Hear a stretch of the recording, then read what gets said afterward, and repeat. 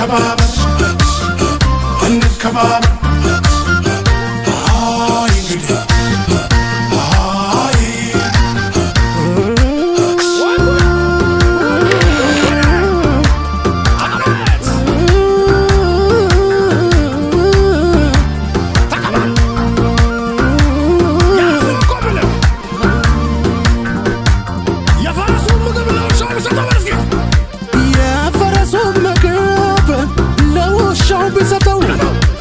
የፈረሱ ምግብ ለውሻ ቢሰጠው የኮርቻው ነገር ሰው ሆዱን ቆረጠው።